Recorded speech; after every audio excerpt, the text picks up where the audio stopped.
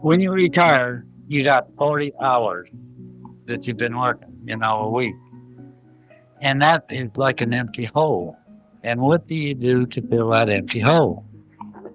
So what I done, I started out, the school bus used to always go by and out there. Well, kids would be looking up here on the damn mountain when they come by way out there, 25 miles. Captain, you will have to give your computer the authorization to... After you, sir. No. So that was for the benefit of the kids, I'd say, oh boy, who's that? I wonder who that is standing on the hill. Next day I go out and put up another one and another one. I ended up putting up about 54 monuments out there, and some of them are 13 foot tall. And I happen to think of a guy that has written his name in High Rock Canyon on a great big cliff in 1918. There was a wagon train going through there, and he took a hammer and a chisel and chiseled his name in there. Lots of people go up there just to see that, history. And so I said, well, by damn, I'm going to leave my name here too.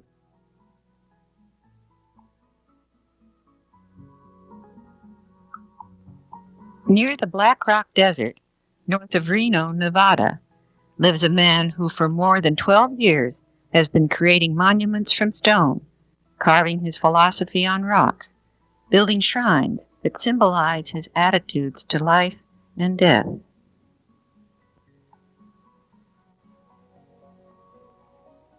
Meet DeWayne Williams, better known as Doobie, the desert guru. With his friend, Dan Deveny, he continues to add to his exhibit and comes here daily to enjoy the spirit of the desert. You stop and think of it. Maybe if I quit, I'll die because my work is done.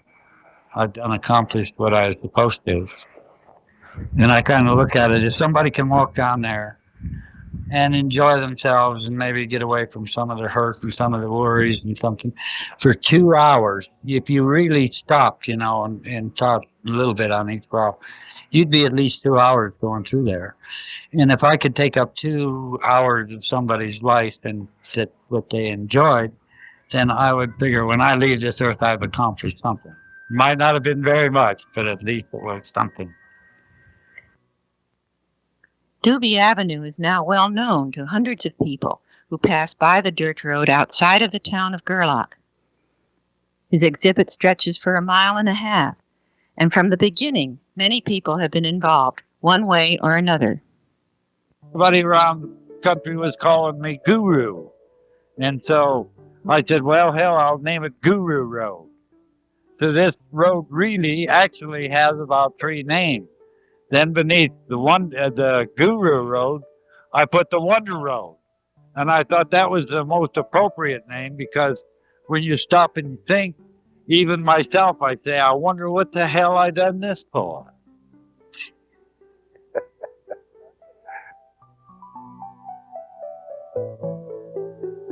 Everyone knows that the more you think, the more things you can come up with. And it's just endless. Just think on and on. The truth has no author. Everybody knows what the truth is. Everyone, I'm sure, knows what the good and the bad.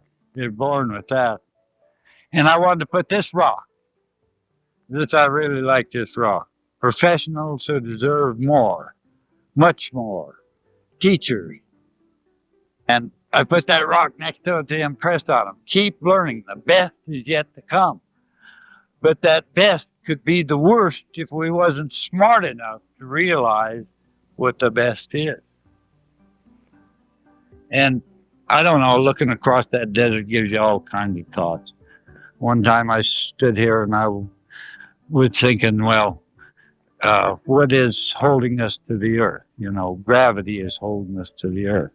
And I think of all the pressure that must be on us to hold us down to the earth.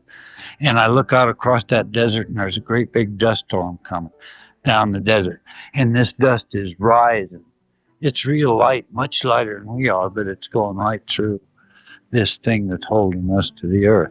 And then a smoke will come over, and then you start thinking, are they all related? How can they work their way up to the top when you're being held right down to the earth? And you get you can wander along this road and think all kinds of things. You know.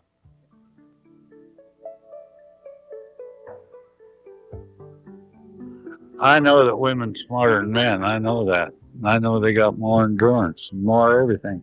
And well, that they should have, because Mother Nature, the mother of all things.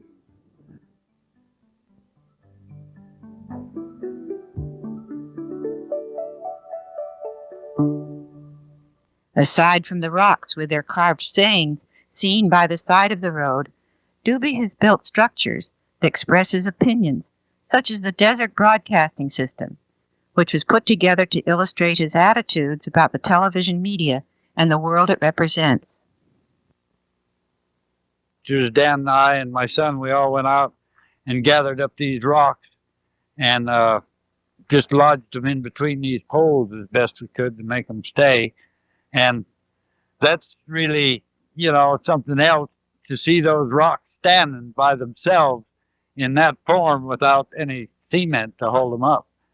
And then we wired this around here so that when we put the roof on it, it would hold it together so it wouldn't expand out. People nowadays, every time they find a cow head or horse head or this bunch of ribs, they either throw them on Doobie Avenue or bring them by and set them off at the house. So now I got a supply of those just for people bringing them. This structure is seen on several levels. Not only is a round hut from the outside, surrounded by statements, but also from the inside, where people can come in and look through windows. The reason that I designed it this way was because that being as it's built in a circle, no one would see the rocks other than to come inside and view them from the outside, because the people would just normally pass right on by and never read them at all. And this way, they can come in and check through the windows. If I happen to be here, why then I would talk to them and they'd say, "Come on in, man. Come in here and look at this. Tell me what you think of it." What they think about it depends on whether they share his beliefs in the power of the television industry, as shown in his design of channels. Always be tuned in on the Life channel, because we must think of our topsoil, how fast it's eroding and going, and the air that we breathe, and the way it's being contaminated, and the water and the sun. Those are the things that we should keep our mind on at all times, I believe. The Religion channel, Heaven for Sale. I was going to set me up a real estate office in here and be selling, like, you can buy a lot, 100 foot by 100 foot, to a full-size planet or as many as you want, because that's really what's going on. Every time you turn television on, they're asking for a donation of this kind or that kind or the other kind. And what do they do? What's the end result? Heaven for you. So Heaven for Sale. There's a psychic channel that says close your eyes and viewing, because after you read what the news people have told you, then you got to pick out everything that's possible to believe. So you just as well close your eyes and think, what did they really say? Or did they say anything? Well, while we were working on this place, these little chipmunks would come out and they'd stand straight up in the air and they'd hold their paws like this, you know, and there's enough to say, "Where's the beef, man?" And so I started feeding them peanuts and feeding them corn, and I even have bird seed that I feed them. I got so many cats, the birds won't come around the house no more. And, you know, even every one of these animals, if you really pay attention to them, you can learn a lot just from the animals.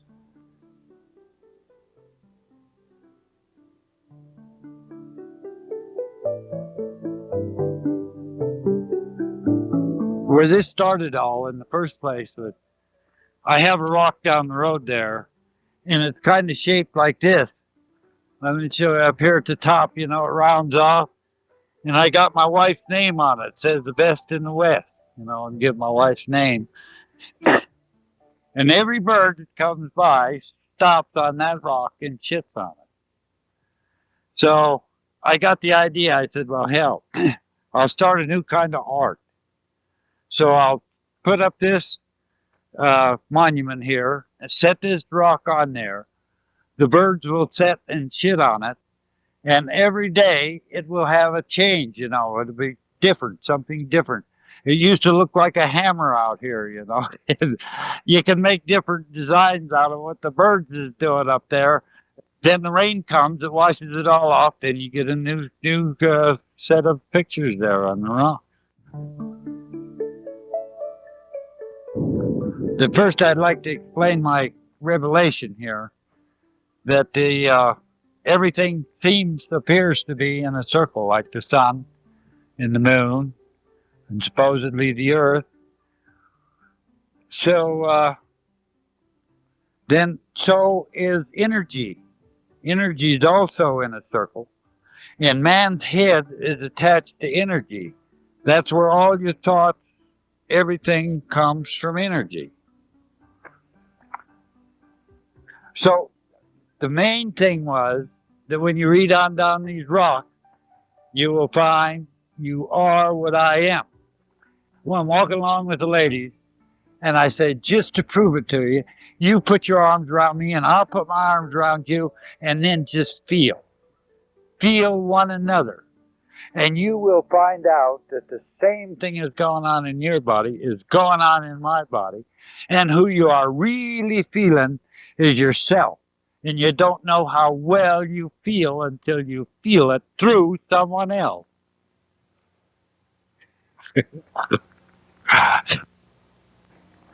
This kid, I'd done my part, Bob Dixon. He used to come out here and visit me with me when we'd sit in the evening.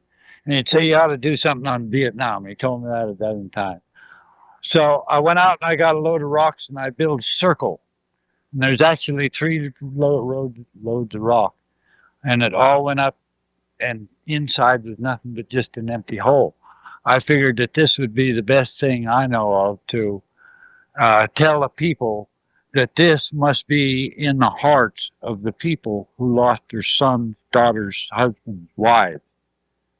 And about 2 weeks later, the cows came along and they had to rub on the rocks and they knocked it down. Then I put it back up, fixed it all nice like it was, and boom, here they come along again and knocked it down. And I said, hell, it's a disaster anyway, so I just left it as a disaster. He was running for office down there for the President of the United States. That's what he said, get high on hope and not dope. And then he was always talking to, I suppose, a multitude of people, whether you're black, white, red, pink, whatever color. And so I thought that I would build a rainbow. That's supposed to be kind of like a rainbow. And everywhere I went in the hills and I found anything that resembled a different color, from one from another, I would pick it up and bring it in here and put it down for old Jesse's Rainbow Coalition.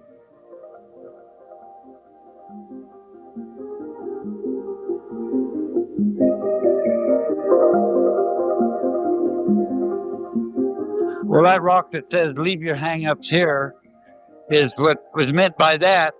If you have something that's bothering you, something that's hurting your health, something that you want to do away with, you go in this teepee and hang it up there. And when you walk away, you say, never again am I going to do any of these things. So one man hangs up a whiskey bottle, evidently saying, I'm never going to drink whiskey again. And another man hung up his tobacco. And he said, I'm never going to smoke again. And another man hung up a shotgun shell and said, I am never going to hunt whatever. And really meant it and walked away. And when he come out that door, he took a big breath and said, breathe the power. And then by becoming master of yourself, you would have the same power as if a man stood on top of that hill and shot that arrow 5 feet into the ground. And this is where the medicine man stays. In this place, he does all his concentrate. And this is the brain. You see, if you stand there in the door, there's always usually a slight breeze out here. And if you just look straight at it, you'll see where two eyeballs is looking into your very soul, man. And then you go over here and look down into this box, and it says, "Are you ready for eternity?" And I think it's kind of a shock because that could be you laying down there in that box, and you're out of it. See, you're gone. There is nothing you can do about it anymore. So if you can look down here and say that I've done the best that I could with what I had to work with, then that's all I could do.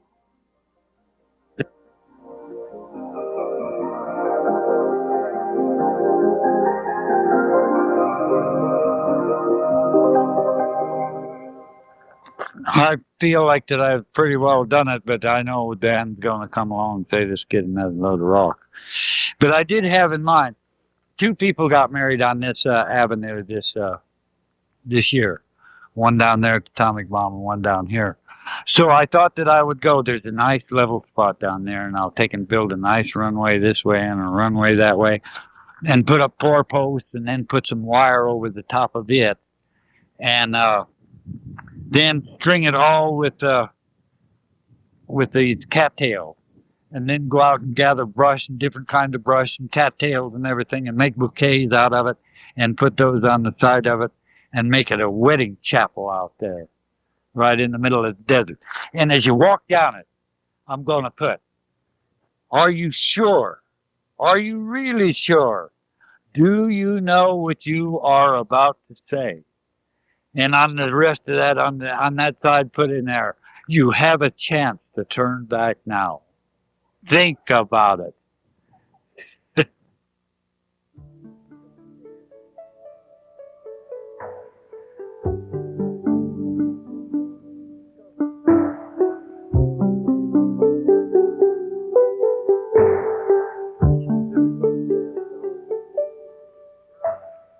Sometimes walk along here and thinking that's the way it was when man first came into the world, you know. They look over nothing. It's just nothingness, you know. All you can see is a mountain in the background, and you start off from scratch. It's just the beginning of a whole world, and there's just nothing out there. And then you start your adventure. You know, your adventure starts and you go over those mountains. So you got to see what's on the other side. Always the other side. You see another bunch of mountains, and you go over that mountain. And that's all we've been doing ever since we've been here until now. We're up in space, looking around in space.